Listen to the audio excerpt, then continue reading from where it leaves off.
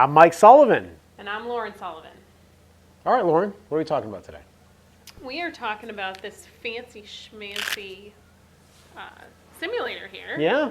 And we're hitting some balls and talking about data.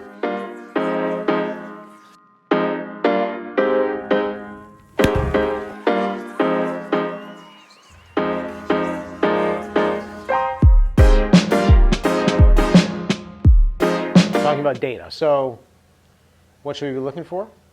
Yeah, so I'm looking up here right now and I see lots and lots of numbers. And for somebody who may not understand that, what are the kind of key points? What are the top three things that people really should be focusing on? All right, let me ask you this. What do you think people are looking at here? So the idea is like you have this golf simulator perhaps. Right. And you want to play and practice, and now you get all these numbers too, right? Yep. So what do you think? What do you think people are looking at? Well, people are looking at distance. Distance, yep. Yep. What else? They are looking at, let's see, smash factor maybe? Oh yeah, that's a good one. Yep. They're looking at, you think they're looking at backspin? Maybe. I would say they're probably looking at distance, club head speed, and total spin, backspin. I think those are the three things people are looking at the most probably. Club head speed, yes. Yeah. And what I would say is those things are like good. Like all these numbers are great to have. All these data points are good to have. But in order to do something about distance, and in order to do something about spin, and in order to do something about club head speed, there are some other things that we probably want to look at first. So instead of having, like, we've got 24 data points up there, right? Right. We're going to bring this down to 3 data points. So let's do that, all right? So we are going to go, and this is the GS Pro software, right? We got this. I ordered it from Carl's Place when we got all this stuff. So we're going to get rid of everything on this side of the screen, okay? Yep. We're only going to use 3 things because that's the title of our video, right? Yeah. So get rid of that. Let's come over here and let's see what we're going to do. We are going to keep. Do you want you know what we're going to keep, right? You think you know? I know. All right. So we're going to go with club face to path. All right? Club face relative to the path. Why am I not seeing that, Lauren? Okay. And we're going to go with the path itself. So club path is over here. And we're going to go with angle of attack. Whoops, angle of attack. Those are the 3 that we're going to go with. Okay? Now, oh, look, that one popped up over there too. All right, so we've got club path, angle of attack, face to path. Okay? Let's hit a shot. Okay. You want to do that? Okay. Yes.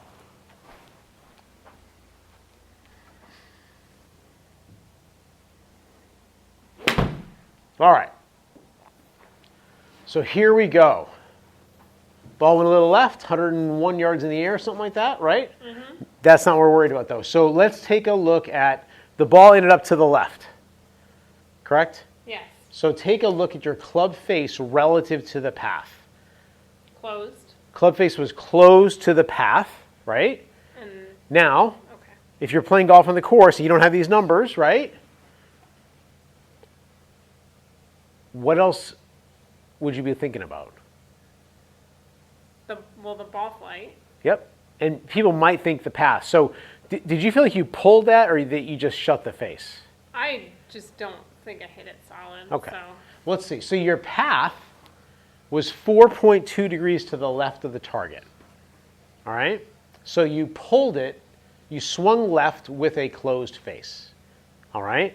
So we want to swing less to the left and we want the face closer to square. All right? So let's just try another one. And because you don't think you hit that well, right? No, I did not. There, that's more like you, right? Yeah. Okay. All right, look at that. So on that one, So that's a prime example. The distance was almost exactly the same. okay, but it was straighter, right? But yeah, Okay. I mean, it's just an example of why that data is not always the most important. The things that we talked about? No, the distance. Oh, okay, yeah, got it. All right, so now we've got number one, club face to path. So your face to your path, your face was 1.8 degrees closed to your path. Generally, pretty good golfers, their club face is not way open and not way closed. You know, better players, they tend to be really low numbers. So like 1 degree, 2 degrees are pretty low numbers, okay? Your path itself was 0.9 degrees to the right of the target, okay? Your angle of attack was 3.4 degrees down. Why do you think angle of attack is important as well? Well, it affects your path. Okay, so most people watching this aren't going to know that. Why Okay. else? You stole my thunder. That's where we were going with it. Sorry. Angle of attack is important because we want to hit down on the ball. Right, you want to hit the ball before the ground. Right. Okay, so here's what's happening. So let me hit one. Okay. All right.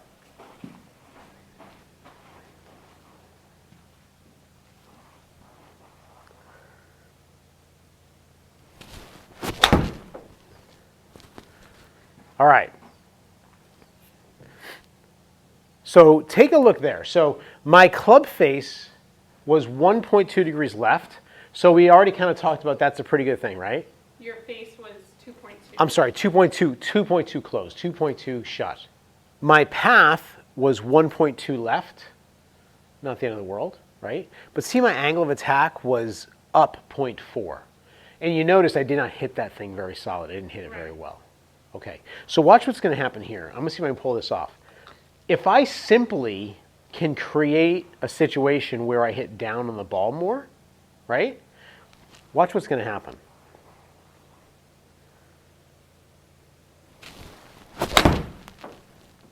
So I hit down, not very much, but 2.4 now. I hit down on it a little bit. Your path. My path now kind of shifted a little bit. Okay? I probably didn't actually swing the club any more to the right or very much more to the right. Because when you hit the ball on the way down, you know, can you grab the hula hoop for me? Right? So when we strike the ball with the club, this is our swing. When we hit it on the way down, the club, you can see, is traveling down but also to the right. Then when we get at the bottom, the club is traveling the same direction as our hula hoop, and then on the way up, it's traveling to the left. So this hula hoop, most people would think this hula hoop represents our path. It doesn't. It represents our swing plane. And our swing plane is not a ball flight law. There are 5 ball flight laws. We left 2 of them off of here. We left speed off and center face contact. But the other 3 ball flight laws are your face to your path, and your angle of attack. Okay? So what I'm trying to say here is, in order for me to hit the ball on the way down and have the path going pretty much at the target, it was only 0.1 off, I actually swung the club overall. My swing plane went a little bit to the left. And most people do not understand that. So these are in my opinion, these are the 3 things that you want to look at. But it starts to get into when you can affect one, you know, you start chasing, trying to fix one of those things, you can end up kind of screwing up another one of those things, right? So one of the things that will happen to people is they will swing the club, say, with this out to in, a really obvious out to in sort of a path with an open face, right? Well, when they correct that, they might swing the club out to the right some. Okay, so my path there was 11 degrees out to the right, okay?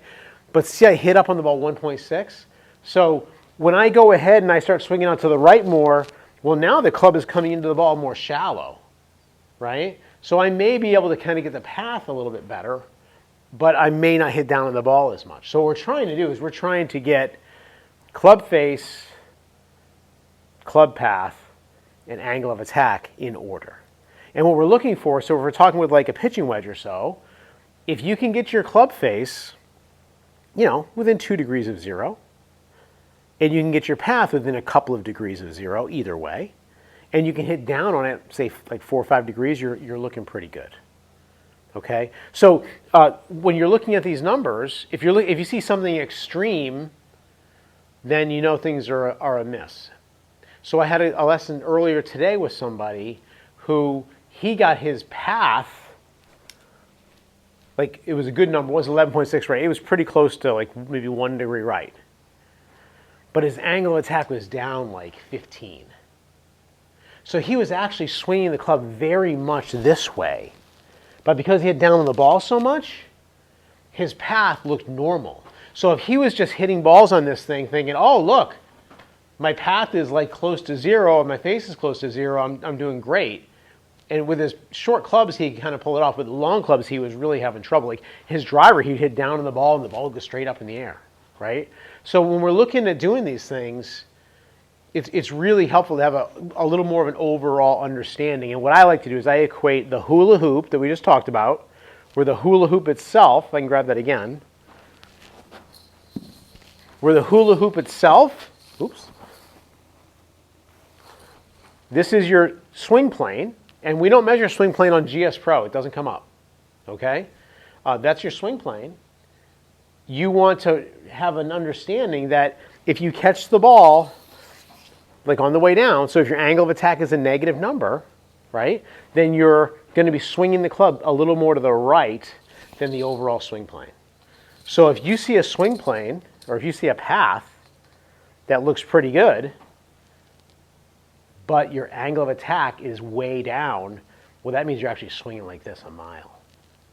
If you see an angle of attack on the way up, right, well, think, if you hit on the way up, now the club's traveling left. So now, many people swing the club out to the right, catch the ball on the way up, and their path looks pretty close.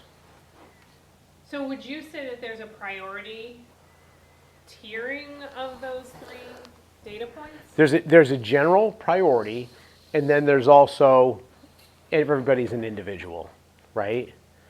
So I would say generally, if your club face is way off, then you're going to be fighting that thing all the time. So I don't know if it's showing up in the editing, but I've got a little bit of a cold here, so I have to keep running and blowing my nose. So if there's weird edits, that's all. So as we were saying, if your face is off, something else is probably going to be off. So you want to, that's a big priority. Now you may find, like, let's just say your face can also change shot to shot. When people swing the club and their path gets out to the right, they tend to have a face that's, and this is for a right-handed golfer, so an in to out path tends to cause a closed club face, or tends to go along with a closed club face. An out to in path tends to cause an open club face, right?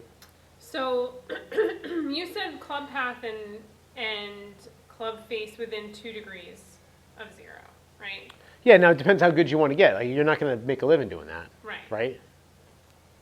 But how does that, and around 4 degrees for the pitching wedge angle of attack? 4 or 5, generally. How does that change as the clubs get longer? So as the clubs get longer, back to the hula hoop, right? As the clubs get longer, what happens is we end up flattening the swing plane because the shaft is longer and so it's flatter. So we're going to tend to hit down on the ball less as the clubs get longer. Okay? So if you're hitting down on it less, then you would actually start, now this is getting pretty high level, like good player stuff, but as the clubs get, say, shorter, you may find you could aim a little more and more to the left for a right-handed golfer. Right? So Ben Hogan had in one of his books, he showed like footprints where he would stand, and he would open up his stance with his shortest clubs, and as the clubs got longer, the ball position moved forward, the back foot started coming back a little bit until he got to the driver. It showed him with a little bit of a closed stance of the driver, right? Because with Ben Hogan, apparently, he was hitting up on the ball with that driver, so his path was left of his swing plane, so he tried to get the plane going out to the right. And I don't know if he understood all this stuff or not, if he's just a genius. I think you got to be good at math. Yeah, so really, we want to answer the question, in my opinion, what are the 3 really good things to look at? And I really don't like seeing a ton of stuff up there. In most of the lessons that I'm doing, we're focusing mostly on club face, club path, and angle of attack. And this is a little bit of a reason why. Make sense? Yeah, very good. All right, okay. Let us know, by the way, if there's any questions you might have about this. We'll keep making videos about this, about if you have a launch monitor, if you have a simulator, or both, things that you can look for and maybe like some clues as to, hey, this is happening, why? We can help answer those questions. And don't get overwhelmed by all the numbers. Do you feel overwhelmed? I do when there's like 24 of them up on I the know. screen. Yeah, I know. All right. Thanks for watching. We'll see you next time. time.